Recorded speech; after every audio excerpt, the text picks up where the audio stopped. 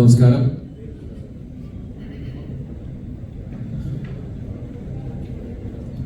Grand productions and ഡിസ്ട്രിബ്യൂട്ടേഴ്സിന്റെ പേരിൽ നമ്മൾ നിർമ്മിക്കുന്ന ചിത്രമാണ് പവി കെയർടേക്കർ.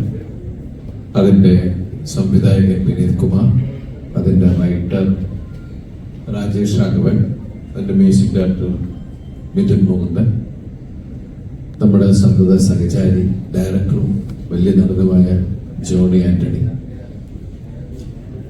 നമ്മൾ ഈ സിനിമയിൽ ഇതൊരു 100% ഫാമിലി എന്റർടൈനർ എന്നാണ് ഞങ്ങൾ പറയുന്നത്. ബാക്കിയെല്ലാം നിങ്ങളാണ് വിലയിരുത്തേണ്ടത്.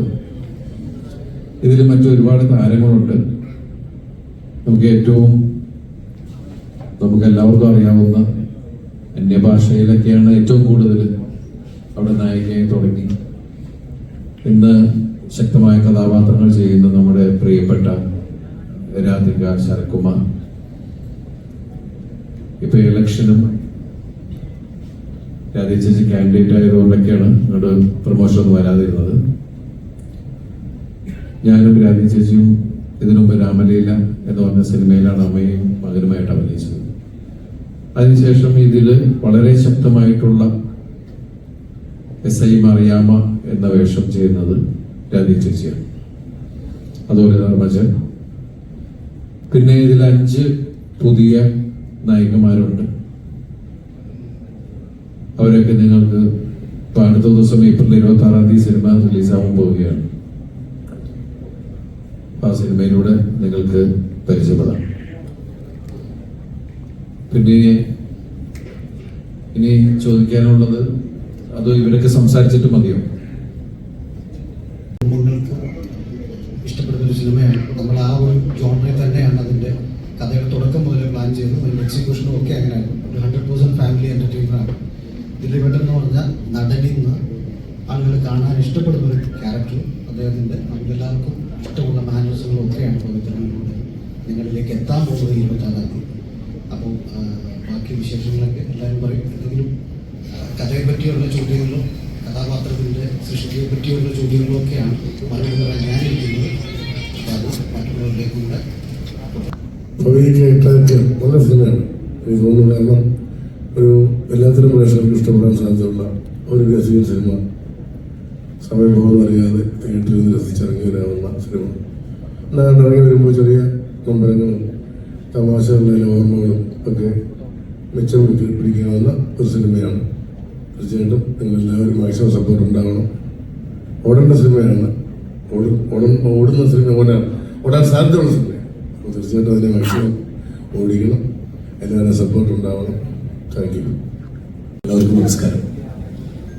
ഇവിടെ എല്ലാവരും പറഞ്ഞ പോലെ തന്നെ ഒരു വളരെ ഫീൽ ഗുഡ്, മനസ്സിന് വളരെയധികം കുളിർമ കൊടുക്കുന്നൊരു സിനിമയാണ്. എല്ലാ തരത്തിലുള്ള ഇമോഷൻസും, പ്രത്യേകിച്ച് ദിലീപേട്ടൻ എന്ന ആക്ടറിന് അദ്ദേഹത്തിൻ്റെ എല്ലാ റേഞ്ച് ഓഫ് ഇമോഷൻസൊക്കെ വളരെ മനോഹരമായിട്ട് പെർഫോം ചെയ്യാൻ പറ്റിയൊരു കഥാപാത്രമാണ്. അപ്പോൾ അദ്ദേഹത്തിനെ ഫോളോ ചെയ്ത് അതേപോലെ തന്നെ അതിൻ്റെ സംഗീതത്തിലും എല്ലാ തരത്തിലുള്ള ജോണേഴ്സൊക്കെ എനിക്ക് എക്സ്പ്ലോർ ചെയ്യാൻ പറ്റിയ ഒരു കഥയാണ്. സിനിമ വളരെ വളരെ നന്നായിട്ട് വന്നിട്ടുണ്ട്. വളരെ ഹാപ്പിയാണ്. ഞങ്ങൾ പ്രോ എന്നാണ് അതിനെ പേരിട്ട് കൊടുക്കുന്നത്. കാരണം ഈ പവിത്രൻ എന്ന് പറയുന്ന കഥാപാത്രത്തിൻ്റെ ഒരു കൂടപ്പുറപ്പാണ്.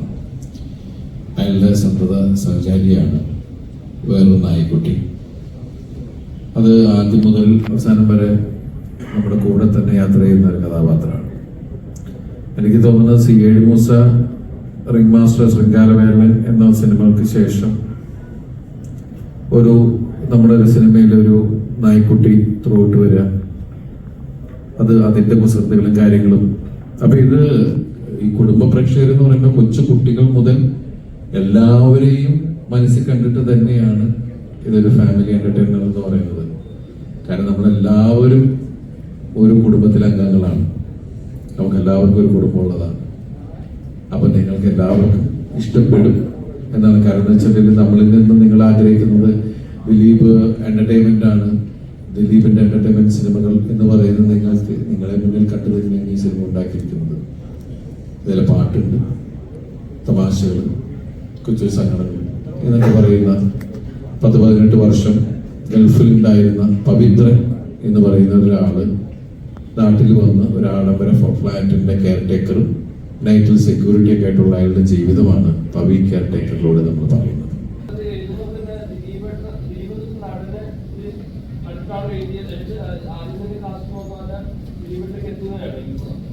ഒരു ഘട്ടത്തിൽ പോലും ഞാൻ മറ്റൊരു നടനെ പറ്റി ചിന്തിച്ചില്ലെന്നാണ് സത്യം. അത് വിനീതുമായിട്ട് നമ്മൾ ഡിസ്കസ് ചെയ്യുന്ന ഫസ്റ്റ് ഫേസിൽ തന്നെ വിനീത് ആരാണെന്ന് ഓപ്ഷൻ എന്നോട് ചോദിക്കുന്നതിനും വരെ ഞാൻ ഉണ്ടായിരുന്നു. അദ്ദേഹം പല ഓപ്ഷൻസ് വെച്ചിട്ടില്ല, നമ്മൾ രണ്ടുപേരും. അപ്പം വിനീതിന് എൻ്റെ മനസ്സിൽ ആരാന്ന് അറിഞ്ഞുകൂടെ. അപ്പോൾ ലാസ്റ്റിലാണ് കഥയെല്ലാം കേട്ട് നമ്മൾ ആരോഗ്യ സെക്കൻഡ് ഘട്ടത്തിലാണല്ലോ നമുക്കിത് ആരാണ് രാജേഷിൻ്റെ മനസ്സിൽ ആരാണെന്ന് ചോദിച്ചു. ഞാൻ പറഞ്ഞു ദിലീപേട്ടനാണ് എൻ്റെ മനസ്സിലുള്ളത്. അതിപ്പോഴും പവിത്രന് വേറൊരു ഓപ്ഷൻ എൻ്റെ മനസ്സിൽ വന്നിട്ടേ ഇല്ല, എഴുതുന്ന ഒരു ഘട്ടത്തിൽ പോലും വന്നിട്ടില്ല.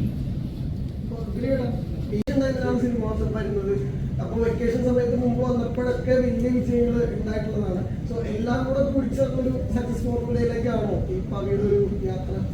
തീർച്ചയായിട്ടും. കാരണം ഇതൊരു വെക്കേഷൻ കാലം തന്നെയല്ലേ.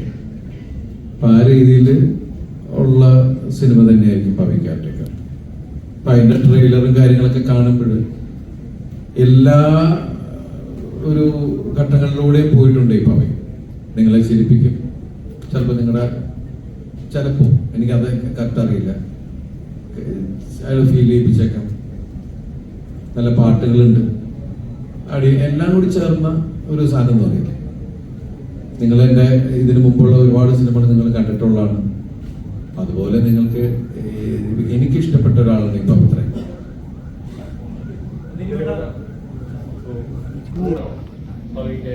റീഇൻവെൻഷൻ ഒന്നുമില്ല, നമ്മുടെ ഓരോ സിനിമകളും ശ്രമങ്ങളാണ്. ഞാനിപ്പോഴും പറയാറില്ല, എൻ്റെ ഓരോ സിനിമകളും അല്ലെങ്കിൽ ഞാൻ ചെയ്യുന്ന കഥാപാത്രങ്ങളെല്ലാം എൻ്റെ ശ്രമങ്ങളാണ്. ചില ശ്രമങ്ങൾ നമ്മൾ ഗംഭീരമായിട്ട് വിജയിക്കും, ചിലത് അടിക്കൂല, ചിലത് അടിക്കും എന്നൊക്കെ പറയുന്നുള്ളൂ. എല്ലാം ശ്രമങ്ങൾ മാത്രമാണ്. അപ്പോ ഇതിന്റെ പവിത്രൻ എന്ന് പറയുന്ന ഇദ്ദേഹം ശരിക്കും പറഞ്ഞാല് മറ്റുള്ളവരുടെ കാര്യങ്ങൾക്ക് വേണ്ടി ജീവിച്ച് മുന്നോട്ട് പോകുന്ന ഒരാൾ. അയാൾ ജീവിതത്തിൽ അയാളുടേതായിട്ട് ഒരു ജീവിതം കെട്ടിപ്പടുക്കാൻ അയാൾ വിട്ടുപോയി. അങ്ങനെയുള്ള ഒരാള് അറിയാതെ എപ്പോഴും ഒരു പ്രണയത്തിൽപ്പെട്ടു. അപ്പൊ ഇവരൊന്ന് കഥ പറയുന്ന സമയത്ത് തന്നെ ഇയാൾ കുറച്ച് പ്രായമൊക്കെ ഉള്ള ഒരാളാണ്. അപ്പൊ ഞാൻ ചോദിച്ചത് നരയൊക്കെ ഇട്ടിട്ടാണോ ചോദിച്ചാൽ അത് അങ്ങനെയല്ല. പക്ഷെ ഈ ദിലീപേട്ടൻ തന്നെയാണ്, പക്ഷെ കുറച്ച് മെച്ചൂരിറ്റി ഉണ്ട് അതിനകത്ത്. അതുകൊണ്ടാണ് നമ്മൾ കുറച്ച് മീശ അങ്ങനെ കട്ട് ചെയ്ത് കുറച്ച് പ്രായം കൂട്ടാൻ വേണ്ടിയിട്ട്. എന്താ വെച്ചാൽ എനിക്ക് പ്രായമില്ലെന്ന് ഞാൻ പറഞ്ഞു തന്നെ, അതല്ല. എന്നാൽ അയാൾ അതിനെ കുറിച്ചൊന്നും ബോധേടല്ല. അങ്ങനെയുള്ള ഒരാള് അയാൾക്ക് മറ്റുള്ളവരുടെ കാര്യത്തിലാണ് ഏറ്റവും കൂടുതൽ ശ്രദ്ധ. അപ്പോ ഈ ഏതൊരാളും പ്രണയത്തിൽ പെടുമ്പോൾ ഉണ്ടാവുന്ന ഒരു വിഷയം ഉണ്ടല്ലോ, അയാൾക്കൊരു പ്രണയം ഉണ്ടാവുമ്പോൾ നമ്മൾ മാനസികമായിട്ട്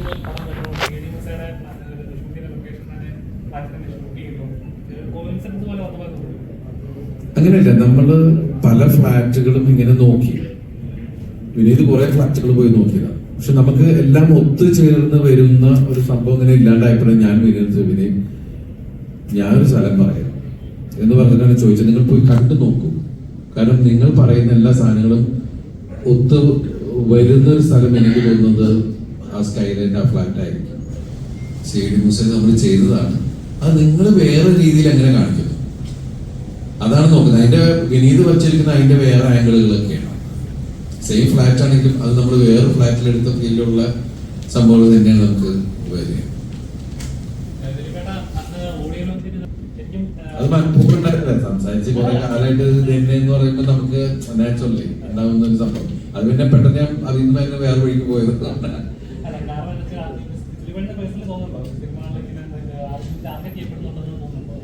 ടാർഗറ്റ് ചെയ്യുന്നത് ഇന്ന് എന്തെങ്കിലും തുടങ്ങിയതല്ലല്ലോ എന്നെ. ശരിക്കും പറഞ്ഞാൽ എത്രയോ വർഷങ്ങൾക്ക് മുമ്പ് തുടങ്ങി.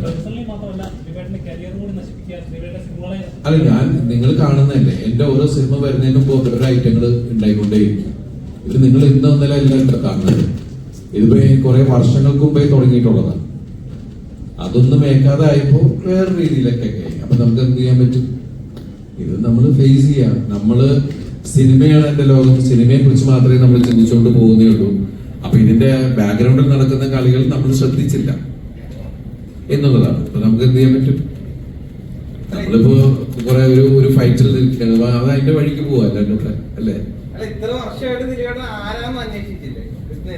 ഞാൻ ആരാണെന്നോ?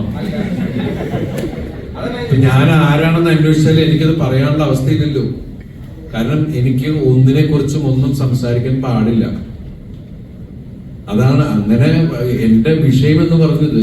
ഒരു ആരോപണം എടുത്തിട്ടിട്ട് പിന്നെ എന്നെ കാണുന്നവന്മാര് മുഴുവൻ അവിടെ ഇവിടെ നിന്ന് അടിക്കുക, വായി തോന്നുന്ന പറയാന്ന് പറയുമ്പോഴും എനിക്കൊന്നും പറയാൻ പറ്റുന്നില്ല. തിരിച്ച് എനിക്ക് പറയാൻ പാടില്ല.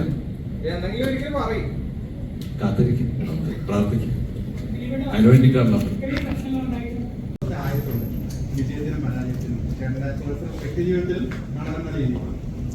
ഇല്ല, ഞാൻ പറഞ്ഞല്ലോ, വിജയങ്ങളും പരാജയങ്ങളും ഒക്കെ നമുക്ക് സംഭവിക്കുന്നതാണ്. നമ്മളെല്ലാം നന്നാവട്ടെ എന്ന് പറഞ്ഞത് തന്നെയാണ് നമ്മൾ ശ്രമിച്ചുകൊണ്ടേയിരിക്കുന്നത്. എനിക്ക് ഒരുപാട് ഹിറ്റുകൾ കിട്ടിയിട്ടുണ്ട്, നിങ്ങൾക്ക് എല്ലാവർക്കും അറിയാം. അതുപോലെ ഇടയ്ക്ക് പരാജയങ്ങളും കിട്ടിയിട്ടുണ്ടാണ്. അപ്പോ കഴിഞ്ഞ കുറെ ഹിറ്റുകൾ കിട്ടി എന്ന് പറഞ്ഞാൽ ഇനി എല്ലാം അങ്ങനെയൊന്നും പറയാൻ എന്നാൽ കഴിഞ്ഞ കുറെ പരാജയങ്ങൾ ഉണ്ടായോ അല്ലെങ്കിൽ ഒന്നരയുടെ സിനിമ മോശമായി വന്നാൽ അടുത്ത അങ്ങനെയൊന്നും പറയാൻ പറ്റില്ല. ഓരോ സിനിമയ്ക്കും അതിൻ്റെതായ ഒരു ജാതകമുണ്ട്. നിങ്ങൾ ഇഷ്ടപ്പെട്ട് നിങ്ങൾ നിലനിർത്തിയ ഒരു ആക്ടറാണ് ഞാൻ. കാരണം ഞാൻ കൊച്ചു കൊച്ചു വേഷങ്ങൾ ചെയ്തു വന്ന ഒരാളാണ്.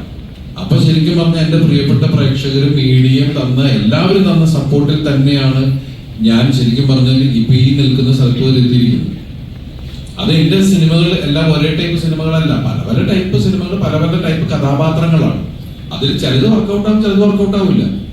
ഇപ്പൊ ഭയങ്കര വലിയ സക്സസ് ഉണ്ടായെന്ന് പറഞ്ഞാൽ ഞാൻ ഭയങ്കരമായിട്ട് ആഘോഷിച്ച് അങ്ങനെ നടക്കുന്ന ഒരാളല്ല. പരാജയവും വിജയവും ഇതിന്റെയൊക്കെ ഭാഗമായി പോകുന്നു. പിന്നെ ഒരു പടം വർക്കൗട്ട് ആയില്ലെങ്കിൽ നമുക്ക് സങ്കടം എന്ന് വെച്ചാൽ പാവം അതിന്റെ പ്രൊഡ്യൂസർ അത്രയും നമുക്ക് ചിലപ്പോൾ അടുത്ത സിനിമയിൽ അത് കവർ ചെയ്യാൻ പറ്റും. പക്ഷെ ഒരു പ്രൊഡക്റ്റ് വരുമ്പോൾ ആ പ്രൊഡക്റ്റ് ഫെയിലിയർ ആയി കഴിഞ്ഞിട്ടുണ്ടെങ്കിൽ അതിന്റെ നഷ്ടം പ്രൊഡ്യൂസേഴ്സിന്. പിന്നെ നമുക്ക് എപ്പോഴെങ്കിലും അടുത്ത സിനിമ ചെയ്ത് കൊടുക്കുക എന്നുള്ളത് മാത്രമേ നമുക്ക് ചെയ്യാൻ പറ്റൂ. നമ്മളെല്ലാവരും ഏത് സിനിമ ചെയ്യുന്ന ഒരാളും ഈ സിനിമ നന്നാവണം എന്നുള്ള പ്രാർത്ഥനയോടുകൂടിയാണ് ചെയ്യുന്നത്. അപ്പൊ നമുക്ക് ഇതിന്റെ ഫെയ്റ്റും നമുക്ക് അറിഞ്ഞൂടാം.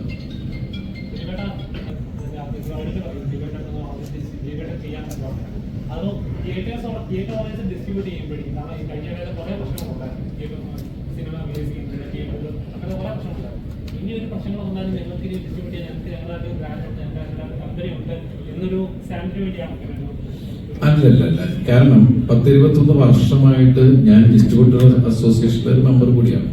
അത് മാത്രമല്ല, ഞാനിവിടെ 21 വർഷമായിട്ട് സിനിമ ഡിസ്ട്രിബ്യൂട്ട് ചെയ്യുന്ന ഒരാളും കൂടിയാണ്.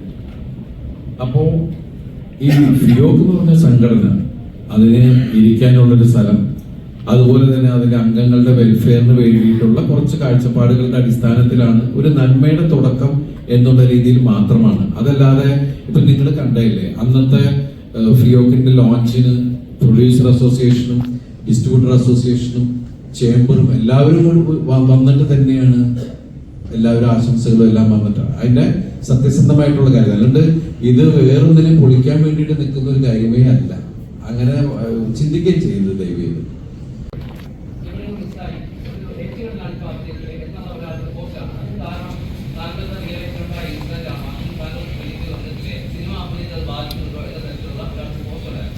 ആരാ പോസ്റ്റ് അതെന്താ പറയുന്നത്?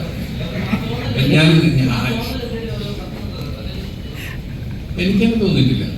എന്റെ കഥാപാത്രം അങ്ങനെ ഫ്ലെക്സിബിൾ ആയിട്ട് ഇപ്പൊ വളരെ സീരിയസ് ആയിട്ട് ബിഹേവ് ചെയ്യേണ്ട ഒരു സ്ഥലത്ത് ഞാൻ വെറുതെ കിടന്ന് ഇങ്ങനെയൊക്കെ കാണിച്ചിട്ട് കാര്യമില്ല. ആ കഥാപാത്രം എന്താ ആവശ്യപ്പെടുന്നു എന്നുള്ളതിനും ഞാൻ ബിഹേവ് ചെയ്താൽ പറയാം.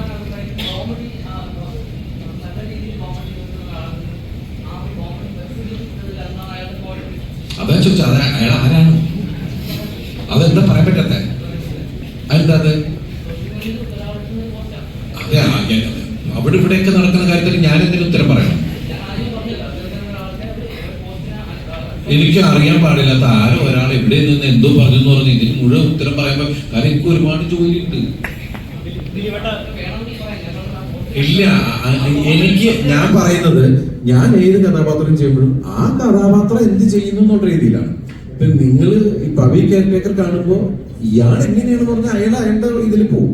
ഇപ്പൊ നിങ്ങളെ മുമ്പിൽ ശരിക്കും പറഞ്ഞു ഞാൻ അടുത്ത കാലത്ത് അങ്ങനെ ഒരു ആടിത്തിമിർക്കുന്ന തമാശകൾ എനിക്ക് വന്നില്ല. എല്ലാത്തിനും ലിമിറ്റേഷൻ ഉണ്ടായിരുന്നു.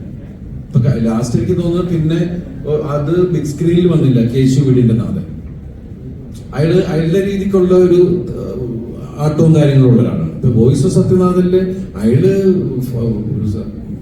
ഈ ഫേസ് ചെയ്യുന്നത് പ്രസിഡന്റുമായുള്ള പ്രശ്നത്തിലാണ്. അപ്പൊ അതിന് ലിമിറ്റേഷൻ ഉണ്ട്. നമുക്ക് കൂടുതൽ അതൊരു കോമാളിത്തത്തിലേക്ക് പോകാൻ പറ്റാത്തൊരു അവസ്ഥകളുണ്ട്. ഈ ഫ്ലെക്സിബിൾ ആവുക എന്ന് പറയുന്ന ഒരു വിഷയമുണ്ടല്ലോ. ചില ക്യാരക്ടേഴ്സിന് നമ്മൾ ഒരുപാട് ഫ്ലെക്സിബിൾ ആവാൻ പറ്റില്ല. അയാളുടെ രീതികളുണ്ട്. അപ്പൊ ക്യാരക്ടറിനെ ബേസ് ചെയ്തേ ഞാൻ പോയിട്ടുള്ളൂ. എനിക്ക് പല പ്രശ്നങ്ങളും, ഇപ്പൊ എന്റെ പ്രശ്നങ്ങൾ ഇന്നലെ തുടങ്ങിയൊന്നുമില്ല. ഞാൻ ഈ പൊട്ടിച്ചിരിപ്പിക്കുന്ന പടങ്ങൾ ചെയ്യുന്നതിനൊക്കെ എത്രയോ വർഷം മുമ്പ് എനിക്ക് പ്രശ്നമുണ്ട്. ഞാൻ സിനിമയിൽ വരുന്ന കാലം തുടങ്ങി ഞാൻ ഒറ്റ മുറിയുള്ള ഒരു വീട്ടിൽ നിന്ന് വന്ന ഒരാളാണ്. അന്ന് എനിക്ക് പ്രശ്നമുണ്ട്. അന്ന് ഞാൻ തമാശ ചെയ്യുന്നില്ല. എന്റെ ജോലിയിൽ ഞാൻ ആ കഥാപാത്രം എന്താ ആവശ്യപ്പെടുന്നു എന്നുള്ളത് മാത്രമേ ഞാൻ ചെയ്യുന്നുള്ളൂ. ഈ സിനിമ നിങ്ങൾ കാണുള്ളൂ. അതിന് അയാളോട് ചോദിക്കും, ഇപ്പൊ ഇയാള് ശരിയായോ എന്ന് ചോദിക്കും. എന്നെ പോസ്റ്റ് ആക്കരുത്. ഇതിന്റെ ടീച്ചർ കണ്ടപ്പം എനിക്ക് പേഴ്സണലി ഫീൽ ചെയ്തത്, ഓക്കെ നമ്മുടെ ദിലീപേട്ടൻ പഴയ തെറ്ററിലേക്ക് തിരിച്ചു വന്നു. ഇത് പുള്ളിയുടെ കയ്യിലൊതുങ്ങുന്ന സംഭവമാണ്. ഇത് ചിരിപ്പിക്കാൻ പുള്ളിയെ ഉപയോഗിച്ച് പറ്റുന്ന ഒരു കാര്യമാണ് എന്നുള്ള രീതിയിലാണ് എനിക്ക് ടീച്ചറും പിന്നീട് സോങ് ഇറങ്ങിയപ്പോൾ അത് കുറച്ചുകൂടെ നമുക്ക് കൺഫേം ചെയ്യാൻ പറ്റുന്ന രീതിയിലാണ്. സോ അപ്പൊ ഇത്രയും നാളും ചെയ്ത പടങ്ങളുടെ കോമഡി അല്ലെങ്കിൽ കഥാപാത്രങ്ങളിൽ നിന്ന് റെഫറൻസ് എടുത്തിട്ടാണോ പവിയിലേക്ക് വന്നത്, അതോ ഇത്രയും നാളും ചെയ്ത കോമഡിയിൽ നിന്നെല്ലാം മാറി പുതിയൊരു കഥാപാത്രമായിട്ടാണോ പവിയിൽ വന്നത്? ഇത് പുതിയൊരാളല്ലേ പവിത്ര, പുതിയൊരാളാണ്. പഴയ രീതികളൊന്നുമല്ല. പക്ഷെ നമ്മള് അഭിനയിക്കുമ്പോ കോമഡി എപ്പോഴും നമ്മുടെ മുമ്പിൽ വീഴുന്നത് ഒരേപോലെ തന്നെയാറില്ലേ, അതുപോലെ ഉണ്ട്. പിന്നെ ഇതിൽ രസിപ്പിക്കാവുന്ന ഒരുപാട് സീക്വൻസുകളുണ്ട്. അത് നിങ്ങൾക്ക് രസിക്കാൻ പറ്റട്ടെ എന്നാണ് നമ്മുടെ പ്രാർത്ഥന. പിന്നെ നിങ്ങൾ എല്ലാവരോടും പറയും, പുതിയ ആൾക്കാരോടൊക്കെ നമുക്ക് പറ്റിയ തമാശകളൊക്കെ ആയിട്ട് വരാം. നിങ്ങൾ എല്ലാവരും ഭയങ്കര കമ്പനിയല്ലേ? അല്ല എന്നാലും അപ്പൊ പിന്നെ എളുപ്പമല്ലേ?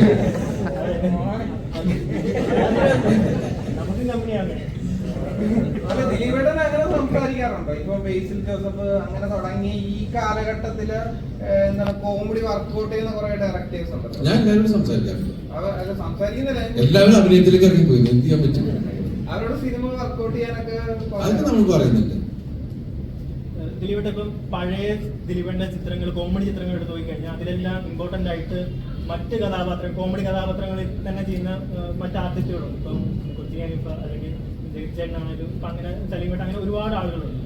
അപ്പൊ ഇപ്പൊ നിലവിൽ നോക്കിക്കഴിഞ്ഞാൽ അത്തരത്തിലുള്ള കഥാപാത്രങ്ങൾ അല്ലെങ്കിൽ ആ ഒരു സ്പേസ് എന്തിയാണെന്ന് ഫീൽ ചെയ്യുന്നുണ്ട്. അപ്പം അത്തരത്തിലുള്ള അന്ന് ചെയ്ത പോലത്തെ സിനിമകൾ ചെയ്യുമ്പോൾ ശരിക്കും പറഞ്ഞാല് അന്ന് നമുക്ക് ഒരുപാട് ലെജൻസ് നമ്മൾ വിട്ടുപോയി കഴിഞ്ഞു.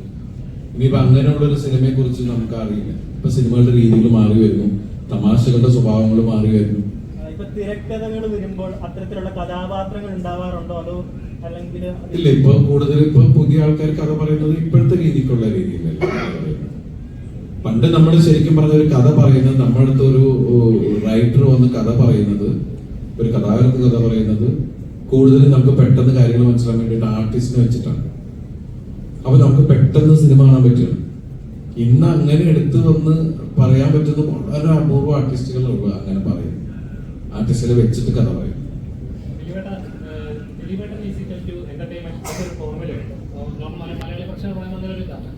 അതൊരു ഒരു ഭാരമായിട്ട് തോന്നും. കാരണം ഒരു ആക്ടറെ സംബന്ധിച്ച് എല്ലാ കഥാപാത്രങ്ങളും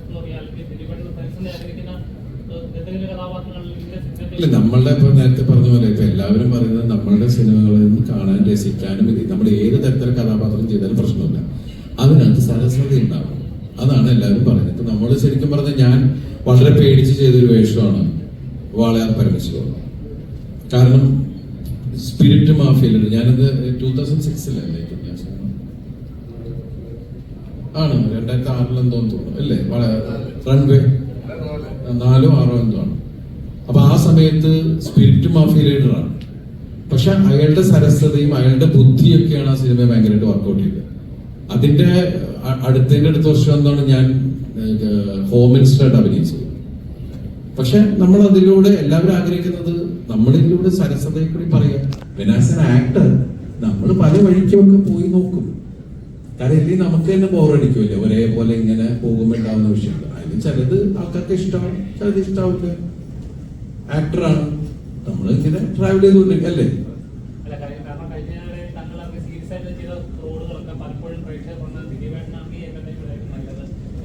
അല്ല, നമ്മൾ കരയുന്ന കാണാൻ ഇഷ്ടമല്ല. നിങ്ങൾ നേരത്തെ വെച്ച് എന്തിനാ സങ്കടപ്പെട്ടു എന്ന് ചോദിച്ചു. അത് ഞാൻ എപ്പോഴും ചിരിച്ചിരിക്കാൻ നിങ്ങൾ ആഗ്രഹിക്കുന്നു അല്ലേ? അപ്പൊ ഞാൻ എന്റെ അടുത്ത് പറഞ്ഞു വിളിച്ചു, നിങ്ങൾ അങ്ങനെ സങ്കടമൊന്നും പറയേണ്ട കാര്യമില്ല എന്ന് പറയുന്ന അത് നമ്മളോടൊരു ഇഷ്ടം കൊണ്ടാണ്. നമ്മൾ എപ്പോഴും പ്രസന്റ് ആയിരിക്കണം. എനിക്കും അത് തന്നെ എപ്പോഴും ഇഷ്ടം. ഞാൻ എപ്പോഴും ചിരിക്കാൻ ആഗ്രഹിക്കുന്ന ഒരാളും എന്നെ ചിരിപ്പിക്കാൻ നിൽക്കുന്ന ആൾക്കാരെ കൂട്ടത്തിൽ പോയി ഇരിക്കാൻ ആഗ്രഹിക്കുന്ന ഒരാളുമാണ്.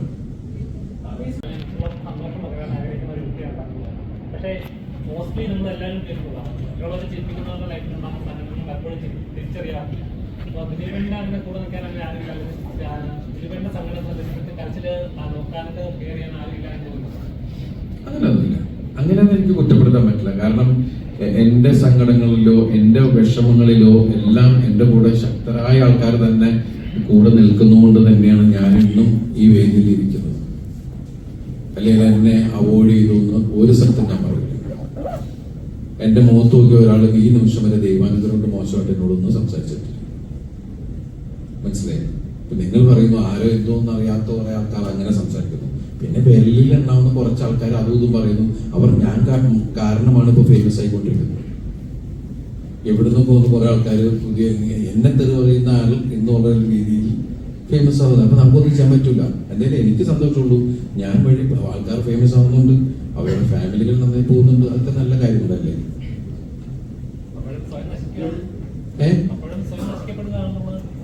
എനിക്കങ്ങനെ ഫീൽ ചെയ്യാം. ഞാൻ നിങ്ങൾ പറയുന്നത് എന്നെ കുറിച്ച് മോശമായി എഴുതുമ്പോഴും നിങ്ങളുടെയൊക്കെ മനസ്സിൽ എന്റെ മുഖമല്ലേ വരുന്നത്.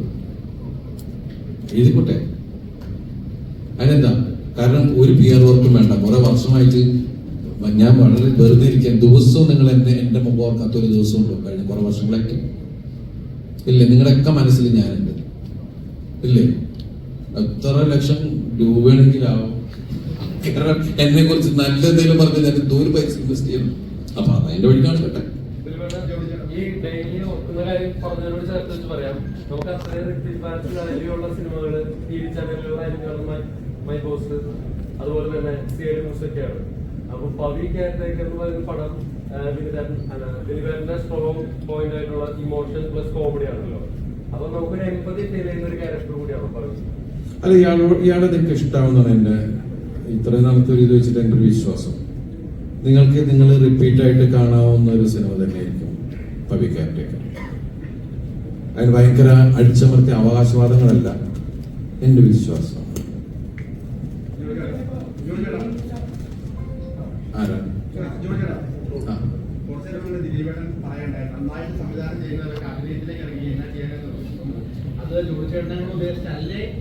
എന്റെ ഉദ്ദേശം എന്നെ മാത്രം.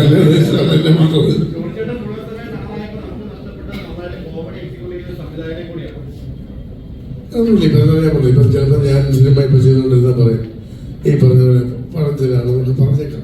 ഇതെന്താ കഴിയും? എന്തിനാ പറഞ്ഞത്? നമ്മളിപ്പോ അത്യാവശ്യം കുഴപ്പമില്ലാതെ എന്റെ കഴിവിന് പരമാവധി ഞാൻ ശ്രമിക്കും. അത് ഞാൻ തീർച്ചയായിട്ടും. കാരണം വിട്ടുകൊടുക്കില്ല, കൊടുക്കില്ല. സ്കോട്ട്ലൻഡിൽ തുടങ്ങും. സ്കോട്ട്ലൻഡിലായിരിക്കും എന്റെ അടുക്കും സ്ലോഗൻ.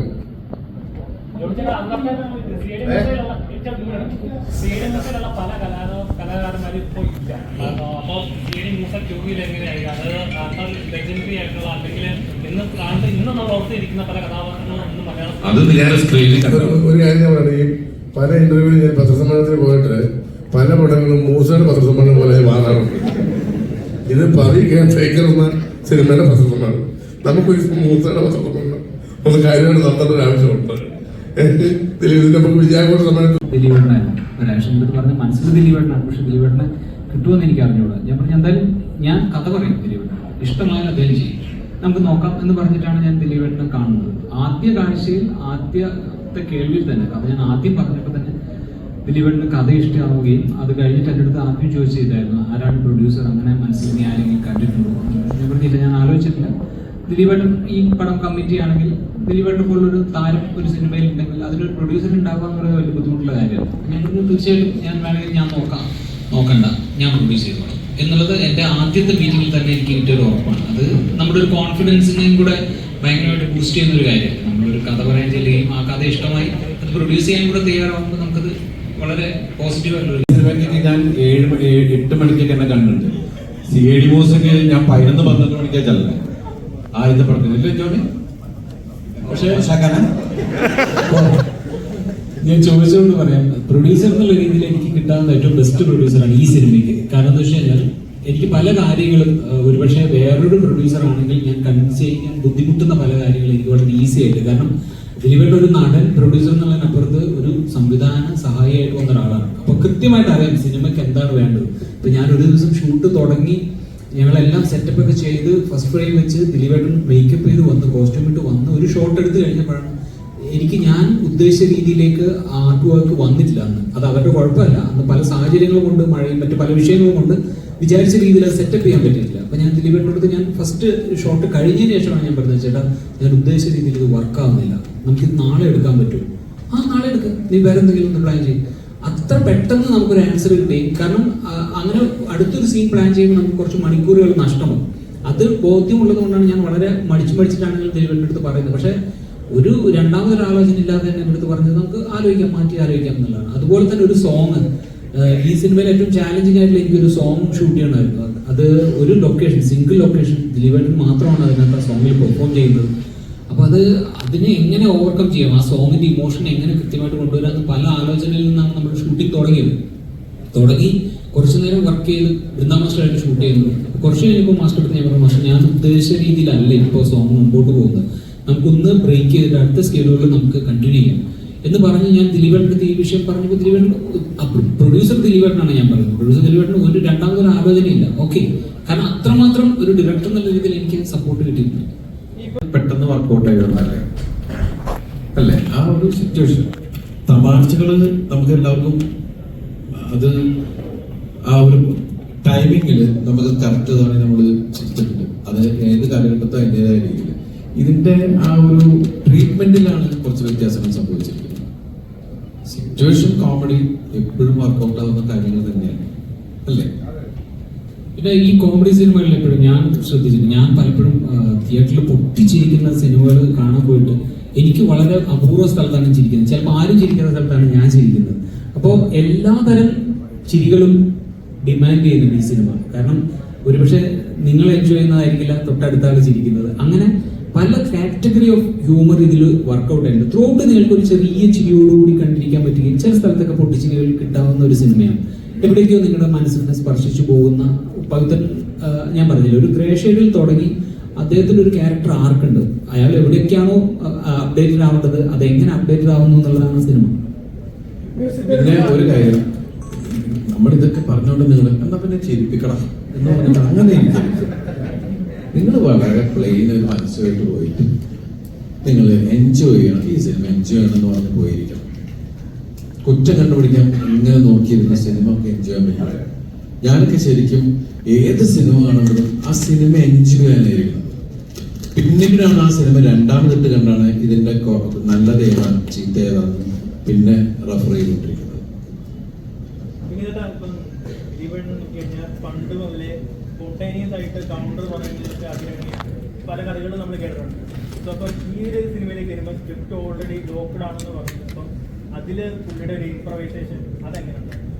ഞാൻ ഒരിക്കലും ലോക്ക് ചെയ്ത് സ്ക്രിപ്റ്റിൽ ഷൂട്ട് ചെയ്യുന്ന ഒരാളല്ല. ഞാനിപ്പോൾ എന്തായാലും ഈ പടം ചെയ്യുമ്പോഴും ലോക്ക്ഡ് അല്ല. കാരണം ഞാൻ എപ്പോഴും എൻ്റെ പ്രൊഡ്യൂസറിൻ്റെ അടുത്ത് ഞാൻ പറയുന്നത് എൻ്റെ റൈറ്ററിനെയും എൻ്റെ ക്യാമറമാനെയും എൻ്റെ എഡിറ്ററെയും എൻ്റെ തൊട്ടടുത്തടുത്ത മുറികളിൽ ഇടുന്നതാണ്. കാരണം നട്ടപ്പാതിരക്കൊക്കെ എഴുന്നേറ്റിട്ടായിരിക്കും എനിക്ക് ചിലപ്പോൾ നാളത്തെ സീൻ നമുക്ക് ഇങ്ങനെ പിടിക്കാം, അത് മാറ്റണം. അത് ഒരു മടിയില്ലാത്ത ഒരു റൈറ്റർ എനിക്ക് കൂടെ ഉണ്ടായിരുന്നു. അതുപോലെയാണ് എൻ്റെ എഡിറ്ററും എല്ലാം. അപ്പോൾ അങ്ങനെ ഞാൻ ഇവോൾവ് ചെയ്ത് മേക്ക് ചെയ്ത ഒരാളാണ്. ഞാനൊരു സീൻ പോലും ഞാൻ കൃത്യമായിട്ട് പഴയ പോലെ ഈ പറയുന്ന പോലെ മാർക്ക് ചെയ്ത് വിൻഡോ വൈഡ് മാസ്റ്റർ ഷോട്ട് അങ്ങനെ മാർക്ക് ചെയ്ത് പോയിട്ട് ഷൂട്ട് ചെയ്യുന്ന ഒരാളല്ല. ഞാൻ ആ ആക്ടറിന് ഒരു ടോട്ടൽ ഫ്രീഡം കൊടുത്ത് അവിടെ ഒരു സ്റ്റേജ് ചെയ്യുന്ന എൻ്റെ പ്രോസസ്സ് സാധാരണ എല്ലാവരും ചെയ്യുന്ന പോലെ അല്ല, ഇങ്ങനെ ചെയ്യുന്ന ഒരുപാട് പേരുണ്ട്.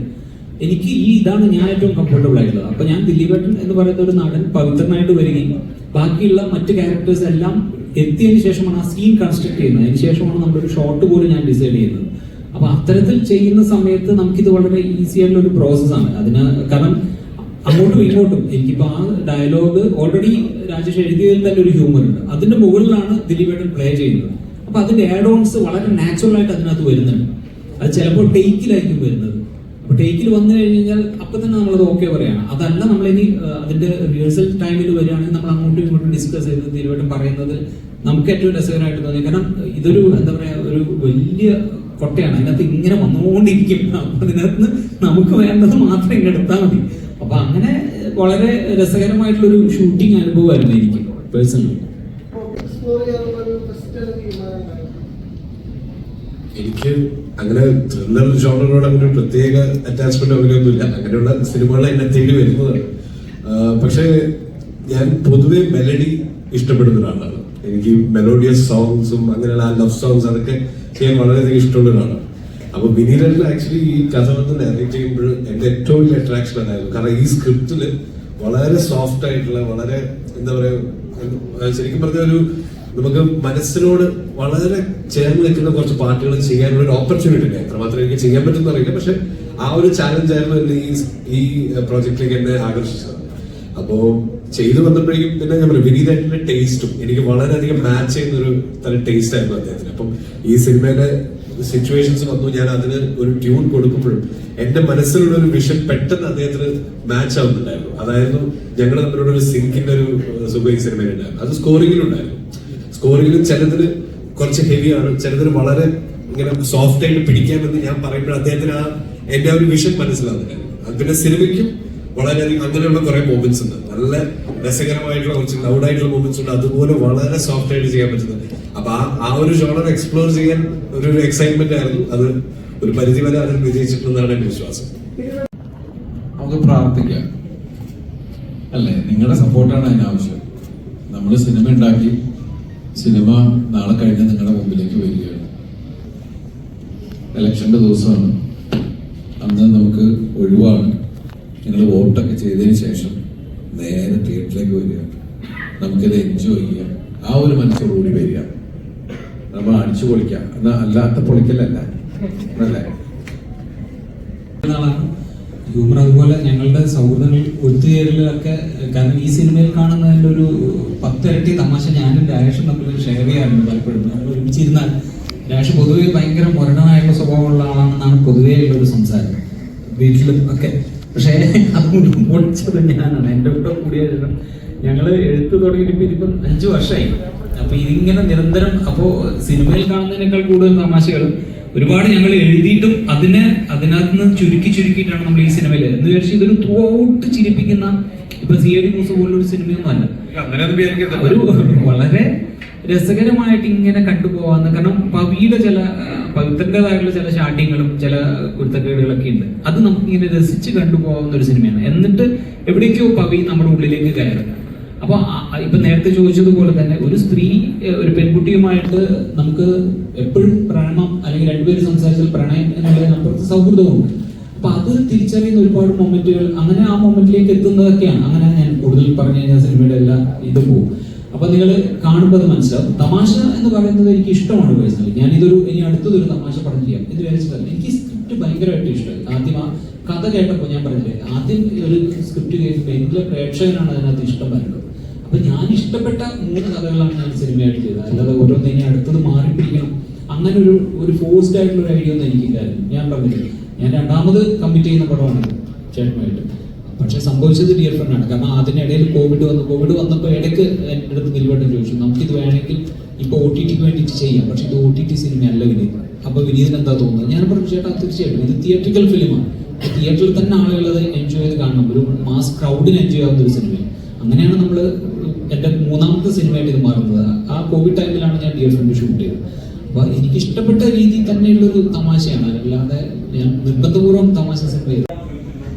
എന്തുകൊണ്ടാണ് ഈ സിനിമ ഇങ്ങനെ പരാജയപ്പെടാൻ കാരണം എനിക്ക് നോ പറയാൻ അറിയില്ല ആരോടും. അതുകൊണ്ടാണ് ചില സിനിമകൾ അങ്ങനെ പരാജയപ്പെട്ടു പോകാൻ പറയുന്നുണ്ടായി. അപ്പൊ ഈ ദിലീപേട്ടന്റെ ഈ അടുത്ത് വന്ന സിനിമകൾക്കെല്ലാം തന്നെ ഇത്തരം നോ പറച്ചിൽ വേണ്ടിയിരുന്നില്ലേ എന്ന് തോന്നുന്നു. നോ എന്ന് പറയുന്ന വേർഡ് പറയാൻ മടിയുള്ള ഒരാളാണെങ്കിൽ ഞാനും. അത് വലിയ സത്യമുള്ള കാര്യം. കാരണം അതിനു മുമ്പ് തന്ന വിജയ ചിത്രങ്ങളോ അല്ലെങ്കിൽ അതിനൊക്കെയുള്ള ബന്ധങ്ങളും കാര്യങ്ങളൊക്കെ വരുമ്പോൾ പല സ്ഥലത്ത് നോ പറയാതെ ഇൻഡയറക്ട്ലി സംസാരിക്കുകയൊക്കെ ചെയ്തിട്ടുണ്ട്. എന്ന് വെച്ച് ആ പരാജയങ്ങളിൽ നിന്നും ഒരു സിനിമ പരാജയപ്പെട്ട ഉടനെ അത് എന്റെ കുഴപ്പമല്ല എന്ന് പറഞ്ഞാൽ ഞാൻ മാറില്ല. അതില് ഞാനും ഒരു ഭാഗവാക്ക് തന്നെയാണ്. ഓരോ ശ്രമങ്ങളാണ് ഓരോ സിനിമ. ഞാൻ നേരത്തെ പറഞ്ഞു, അത് അങ്ങനെ സംഭവിച്ചു. അത് നമ്മൾ വിചാരിച്ച പോലെ വർക്കൗട്ട് ആയില്ല. ആ ഡിഷ് ശരിയായില്ല എന്ന് പറഞ്ഞ പോലെ ആ ചേരുവകൾ ശരിയായില്ല, നമ്മൾ എടുത്ത് മാറ്റി വെച്ചു.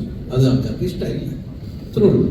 അപ്പൊ നമ്മൾ അടുത്ത സംഭവം നോക്കുന്നു. നമ്മൾ ഈ പവി കെയർടേക്കർ എന്ന് പറഞ്ഞ സിനിമയിൽ നമ്മള് ദൈവമേ ഇത് നന്നാവണേ എന്നുള്ള പ്രാർത്ഥനയോടുകൂടിയാണ് വരണത്. ഇനി ബാക്കിയെല്ലാം നമ്മൾക്ക് ഈ സിനിമയെ കുറിച്ച് നമുക്ക് അറിയുള്ളൂ. ആ സിനിമ നമ്മൾ കണ്ടു, ഇതിനെക്കുറിച്ച് ഇങ്ങനെയാണ് ഈ സിനിമ എന്നുള്ളത് നിങ്ങളോട് പറയുന്നു, നിങ്ങളിത് പ്രേക്ഷകരെ അറിയിക്കുന്നു. ഇനി പ്രേക്ഷകരെന്ത് തീരുമാനിക്കുന്നു എന്നുള്ളതൊക്കെ ദൈവത്തിന്റെ കയ്യിലോ അവരുടെ കയ്യിലോ നമുക്കറിയില്ല. ഇനിയുള്ള ദിവസങ്ങൾ അവരെന്ത് പറയുന്നു എന്നുള്ളതിന് ബേസ് ചെയ്താണ് അല്ലേ, അതേ നമുക്ക് ചെയ്യാൻ പറ്റുള്ളൂ. ഈ സിനിമ ആദ്യം പോയത് ഫാസിലിന്റെ അല്ല, ഞാൻ അങ്ങനെയല്ല പറഞ്ഞത്. ഞാനല്ല കഴിഞ്ഞ ശേഷം ഫഹദ് എൻ്റെ അടുത്ത് സംസാരിച്ചപ്പോൾ ഞങ്ങൾ രണ്ടുപേരും തീരുമാനിച്ചു എൻ്റെ അടുത്ത സിനിമ ഫഹദായിട്ട് തന്നെ ചെയ്യാം എന്നുള്ളൊരു പ്ലാൻ ഉണ്ടായിരുന്നു. അപ്പോൾ ഫഹദ് ആലപ്പുഴയിൽ നിന്ന് ഇങ്ങോട്ട് വരുമ്പോഴേക്കും ഞങ്ങൾ മീറ്റ് ചെയ്യുകയും പല കഥകളും ഞങ്ങൾ ഡിസ്കസ് ചെയ്തിരുന്നു. ഞങ്ങളൊരു പ്രൊഡക്ഷനുമായിട്ട് കമ്മിറ്റ് ചെയ്യുകയും ചെയ്തിരുന്നു നമുക്കൊരു സിനിമ ഒരുമിച്ച് തന്നെ ചെയ്യാം. പക്ഷേ ഞങ്ങൾ രണ്ടുപേരും ഒരുപോലെ എക്സൈറ്റ് ചെയ്യിപ്പിക്കുന്ന ഒരു കഥ എത്തിയില്ല. അങ്ങനെ ആലോചന നടക്കുന്നതിൻ്റെ ഇടയിലാണ് രാജേഷ് എൻ്റെ അടുത്ത് വന്നിട്ട് ഈ കഥ പറയുന്നത്. അപ്പം ഇത് ഈ ക്യാരക്ടറിൻ്റെ സ്വഭാവം കൊണ്ടും ഈ ക്യാരക്ടറിന്റെ ഒരു ഏജ് വെച്ചിട്ടും ഫഹദിന് ചെയ്യാവുന്ന ഒരു സിനിമയല്ല ഇത് എന്നാണ് ഞാൻ പറഞ്ഞത്. അങ്ങനെയാണ് ഈ സിനിമ ദിലീപേട്ടനാണ് ഇതിന് ഏറ്റവും ആപ്റ്റ് ആയിട്ടുള്ള ആൾ. അങ്ങനെയാണ് ദിലീപേട്ടനിലേക്ക് എത്തുന്നത്. ഫഹദ് പറഞ്ഞ ഫഹദല്ല പറഞ്ഞ ലാൽ ജോസ് ആണ്. അല്ല, ലാലുവേട്ടൻ്റെ അടുത്ത് ഞാൻ ഈ കഥ പറഞ്ഞു കഴിയുമ്പോൾ നമുക്ക് ഓരോ സിനിമയ്ക്കും ഒരു ആപ്റ്റായിട്ട് തോന്നുമല്ലോ ഒരു കഥ കേൾക്കുമ്പോൾ. ഇപ്പോൾ ഫഹദിന് പറ്റുന്ന പോലുള്ളൊരു കഥാപാത്രമായിരിക്കില്ല ഇത് എന്നുള്ളത് കൊണ്ടായിരിക്കും. പിന്നെ മാത്രമല്ല ഞാൻ അങ്ങനെ ചിന്തിച്ചിട്ടില്ല. ഞാനിപ്പോ ഈ കഥ കേട്ടിട്ട് ഇത് ഫഹദിന് പറ്റുന്ന കഥയാണോ എന്നല്ല ഞാൻ ആലോചിച്ചത്. ഈ കഥയ്ക്ക് പവിത്രന് ഏറ്റവും യോഗ്യനായിട്ടുള്ള ആരാണ് നിങ്ങളുടെ മനസ്സിലെന്നാണ് ഞാൻ റൈറ്ററിന്റെ അടുത്ത് ചോദിച്ചത്. അപ്പൊ അദ്ദേഹം ഫസ്റ്റ് പറഞ്ഞ പേരാണ്. അല്ലാതെ ഈ കഥയിലേക്ക് ഫഹദിനെ കൊണ്ടുവരാൻ പറ്റുമോ എന്ന് ഞാൻ ആലോചിച്ചിട്ടില്ല. ഫഹദിനെ ഈ ക്യാരക്ടറും ചെയ്യാം, അല്ലെങ്കിൽ ഇതുപോലെ പല ക്യാരക്ടറും ഫഹദിന് നടൻ എന്നുള്ള രീതിയിൽ പ്രൂവ് ചെയ്ത ഒരാളാണ്. അപ്പൊ അതിന് ഏത് സിനിമയും ചെയ്യാൻ പറ്റും. പക്ഷെ ഒരു കഥാപാത്രത്തിന്റെ അതിന്റെ ഒരു ഏജ് ഉണ്ട്. ആ ക്യാരക്ടറിന്റെ നമ്മൾക്ക് അതിന്റെ എല്ലാ രീതിയിലും അത് സ്യൂട്ട് ചെയ്യുന്ന ഒരു ആക്ടർ ഉണ്ടാവും. അപ്പൊ ദിലീപേട്ടനെ സംബന്ധിച്ചിടത്തോളം ഞാൻ മനസ്സിലാക്കുന്നത് ദിലീപേട്ടന്റെ ഒരു ആക്ടിങ് സ്റ്റൈല് ആ ഒരു ടെംപ്ലേറ്റ് വേറെ നടനില്ല. അദ്ദേഹത്തിന്റെ ഒരു ഇപ്പൊ നേരത്തെ ചോദിച്ച പോലെ ഫ്ലെക്സിബിലിറ്റിയുടെ കാര്യം ചോദിച്ചു, ഒരു കമന്റ് കണ്ടിട്ട് അങ്ങനെ ഒരു ചോദ്യം വരുമ്പോൾ അത് ആ കഥാപാത്രം വരുമ്പോഴാണ് നമുക്ക് അത്തരത്തിലുള്ള ഒരു കഥാപാത്രം വരുമ്പോഴല്ലേ നമുക്ക് അവിടെ ഫ്ലെക്സിബിൾ ആവാൻ പറ്റുള്ളൂ. അല്ലാതെ ഒരു പോലീസുകാരനായിട്ട് അഭിനയിക്കുമ്പോൾ അല്ലെങ്കിൽ ഒരു സീരിയസ് ആയിട്ടുള്ള ഒരു ക്രൈം സിനിമയിൽ അഭിനയിക്കുമ്പോൾ നമുക്ക് അവിടെ ഫ്ലെക്സിബിൾ ആവാൻ പറ്റില്ല. അപ്പൊ അത് ഒരു കഥാപാത്രം വരണം അതുപോലെ. അപ്പൊ ഈ സിനിമ ദിലീപേട്ടൻ എന്ന് പറയുന്ന നടന് പൂർണ്ണമായിട്ടും സ്പേസ് ഉള്ള ഒരു സിനിമയാണ്. നമ്മൾ മുമ്പ് കണ്ട ദിലീപേട്ടന്റെ ഏറ്റവും ഇഷ്ടപ്പെട്ട കുറേ അദ്ദേഹത്തിൻ്റെതായിട്ടുള്ള മാനറിസംസും ബോഡി ലാംഗ്വേജ് ഒക്കെ അതുണ്ട്. പക്ഷെ എന്നാൽ പവിത്രനിൽ ഞാൻ ഞെട്ടിപ്പോയിട്ടുണ്ട്. കാരണം ചില സീനിൽ ദിലീപേട്ടൻ നടത്തത്തിൽ പോലും അങ്ങനെ ഞാൻ ദിലീപേട്ടൻ ഒരുപാട് സിനിമകൾ കണ്ടിട്ടുള്ള ഒരാളാണ്. പക്ഷെ ഇത് ഞാൻ കാണുമ്പോൾ, ഞാൻ നമ്മുടെ ഡയറക്ടർ കാണുമ്പോൾ ഇത് പവിത്രനാണ്. അത് ആദ്യത്തെ 2 ദിവസം കഴിഞ്ഞപ്പോഴാണ് പവിത്രനിലേക്ക് ദിലീപേട്ടൻ എത്തുന്നത്. അപ്പൊ ഓരോ ദിവസം ഷൂട്ട് നമ്മൾ തുടങ്ങിയുള്ള ദിവസങ്ങളിൽ എന്നോട് ചോദിക്കും പവിത്രൻ ആവുന്നുണ്ടോ. കാരണം ഈ പവിത്രനിലേക്ക് എത്തുക എന്ന് പറയുന്നത് എനിക്കും അറിയില്ല പവിത്രൻ എങ്ങനെയാണെന്ന്. നമുക്ക് കുറെ ധാരണകളുണ്ട്. പവിത്രൻ ഇത്രയും പ്രായമായിട്ടും അല്ലെങ്കിൽ ഈ ഒരു ഏജിൽ നിൽക്കുമ്പോഴും കല്യാണം കഴിച്ചിട്ടില്ല, പ്രണയം സംഭവിച്ചിട്ടില്ല. അപ്പൊ ഇങ്ങനെയുള്ള ഒരാൾക്ക് അത്യാവശ്യം നല്ല പിശുക്കുണ്ടാവും, ഭയങ്കര വൃത്തിയായിരിക്കും വീട്ടില്. കാരണം ഇനി ഇയാളുടെ പ്രണയം സംഭവിക്കുന്ന ഇയാൾ പ്രതീക്ഷിക്കുന്നുമില്ല. അപ്പൊ അങ്ങനെയുള്ള ആ ക്യാരക്ടറിസ്റ്റിക്സ് ഒക്കെ നമ്മൾ എഴുത്തിന്റെ ഘട്ടത്തിൽ തന്നെ ഞാൻ രാഷ്ട്രീയം തീരുമാനിച്ചു വെച്ചിട്ടുണ്ട്. പക്ഷെ ഇയാൾ എങ്ങനെ നടക്കും, അപ്പൊ ഇതൊക്കെ നമുക്ക് പിന്നെയാണ് അത് രൂപപ്പെട്ടു വരുന്നത്. അങ്ങനെ വരുമ്പോൾ ഇത് ഏറ്റവും ആപ്റ്റായിട്ടുള്ള ഒരാൾ ദിലീപേട്ടനാണ് ഈ ക്യാരക്ടർ ചെയ്യാൻ. കഥാപാത്രം അദ്ദേഹത്തിന്റെ ക്യാരക്ടറിനൊപ്പമോ അതിനേക്കാളും മുകളിലോ പ്രേക്ഷകരുള്ളിൽ കയറുന്ന ഇപ്പം പഞ്ചാബി ഇതിലെല്ലാം അദ്ദേഹത്തിന്റെ ഒപ്പം അല്ലെങ്കിൽ അദ്ദേഹത്തിന് മുകളിൽ നിൽക്കുന്ന ഒരു കഥാപാത്രമാണ്. ഇതില് ജോണിച്ചേട്ടന്റെ ക്യാരക്ടറാണ് ത്രൂട്ട് നിൽക്കുന്നതാണോ, അതിൽ എന്താണ് അതിന്റെ ആദ്യമേ ദിലീപേട്ടനോട് പറഞ്ഞിരുന്നു ഒരിക്കലും എന്റെ മോളിൽ നിൽക്കുന്നത് ഒരു മനുഷ്യർ ഒരു നില കണ്ടു നിന്നാൽ മതി എന്ന് പറഞ്ഞിട്ട് വളരെ കൺട്രോളായിട്ടുള്ള അഭിനയം കഴിച്ചിരിക്കുന്നത്. പടം കണ്ട മനസ്സിലാവും വളരെ അത് വിനീതന്റെ അല്പം പോലും കൺട്രോൾ എന്നുള്ളത് എനിക്ക് വളരെ ഇഷ്ടപ്പെട്ട കഥ. കാരണം ഞാൻ ഈ കൊച്ചിയിൽ തന്നെ ഒരുപാട് പാർട്ടികളിൽ താമസിച്ചിട്ടുണ്ട്. എനിക്കത് ഏറ്റവും ഞാൻ സൗകര്യം സൂക്ഷിക്കുന്ന സെക്യൂരിറ്റി ചെയ്യുന്ന കാര്യമായിട്ട്. കാരണം മിക്കവാറും കണ്ടിട്ടുണ്ടോ 55-60 വയസ്സായാലായിരിക്കും സെക്യൂരിറ്റീസ്. ഇവർക്കും വീടുണ്ട്. രാത്രി കാലങ്ങളിൽ അവർ ഉറക്കളച്ചായിരിക്കുന്നത്. ജോണി ചെയ്യുന്ന വേഷത്തിനെ കുറിച്ചൊക്കെ പറഞ്ഞു. കേൾക്കൂ. ഞാൻ പറഞ്ഞ ദിലീപ് സെക്യൂരിറ്റി അല്ല, ദിലീപ് കേട്ടേക്കലും ദിലീപിനകത്ത് നന്മ ചെയ്യുന്നതാണ്. ഞാൻ പറഞ്ഞത് രാത്രി പകലെനിക്ക് ചെങ്കാട് പോകേണ്ടതുകൊണ്ട് ദിലീപ് രാത്രി സെക്യൂരിറ്റി ആയിട്ട് ചോദിക്കുന്നുണ്ട്. പക്ഷെ ഞാൻ പറഞ്ഞത് അങ്ങനത്തെ ഒരു കഥാപാത്രമാണ്. അതുകൊണ്ട് ഞാൻ നോക്കിയത് ഭയങ്കര ഇഷ്ടം തോന്നി. എൻ്റെ സീൻസ് ഒക്കെ ഇഷ്ടമായിട്ട് തോന്നി, ദിലീപായിട്ട് ഓമിനേഷൻ ഇഷ്ടമായിട്ട് തോന്നി. പിന്നെ ഞാൻ ചിലപ്പോൾ ആലോചിക്കും, ഒരു ദിലീപിനെ വെച്ചുള്ള സിനിമ സംവിധാനം ചെയ്യുന്നു, ഇപ്പോൾ അദ്ദേഹത്തിനോട് അഭിനയിക്കാൻ കഴിയുന്നു. അത് ഈ പറഞ്ഞ പോലെ കൂടെ ഓരോ കാലഘട്ടങ്ങളിൽ ഓരോരുത്തരും ഉണ്ടായിട്ടുണ്ടെന്ന് തോന്നി. അത്രയൊന്നും ആയിട്ടില്ലെങ്കിലും നാളെ ചിലപ്പോൾ എന്നെ കുറിച്ച് അങ്ങനെ പറയാം. അങ്ങനെയാണല്ലോ കാലം, ചരിത്രം. അങ്ങനെ ഉണ്ടാവട്ടെ. എന്തായാലും പവി കേട്ടേക്കറിൽ ഞാൻ വളരെ അപ്പയാണ്. ഒരു കാര്യം ഞാൻ പറയുന്നു, നോട്ട്സ് പറയുമ്പോൾ സാധാരണക്കാരൊക്കെ പറയും ആ ദിലീപിന്റെ പുതിയ പടമുണ്ടല്ലോ, അഭിനീതിയുടെ പടം കണ്ടിരിക്കാൻ നല്ല രസമുണ്ട്, ആദ്യമായിട്ട് കാണാൻ ഒരു പടമാണ് എന്ന് പറയും എന്ന് എനിക്കൊരു ഉൾവിളി തോന്നുന്നുണ്ട്. അല്ലാതെ ഞാൻ ഫിലിമും കിടങ്ങുമെന്നൊന്നും പറഞ്ഞിട്ടില്ല. അപ്പം അല്ലെ അതെങ്ങനെയാണ് പ്രിയപ്പെട്ട പ്രേക്ഷകരോട് ഏപ്രിൽ 26-ാം തീയതി നിങ്ങളുടെ അടുത്ത തിയേറ്ററിലേക്ക് പവി കെയർടേക്കർ വരികയാണ്. നിങ്ങളുടെ വിലയേറിയ സമ്മതിദാനാവകാശം രേഖപ്പെടുത്തുമ്പോൾ പവി കെയർടേക്കറെ മറക്കാതിരിക്കുക. നിങ്ങളുടെ എന്താ പറയുക, സ്നേഹത്തിൻ്റെ ഒരു കയ്യൊപ്പ് അല്ല, അങ്ങനെയല്ല പറയാ ജോണി, ഒരു തലോടൽ ഞങ്ങൾക്ക് തരിക, ഞങ്ങളെ അനുഗ്രഹിക്കുക. പവി കെയർടേക്കറിനെ ഒരു വലിയ വിജയമാക്കി തീർക്കാൻ നിങ്ങളും ഞങ്ങളെ സപ്പോർട്ട് ചെയ്യുക. Thanks a lot. അതാണ്.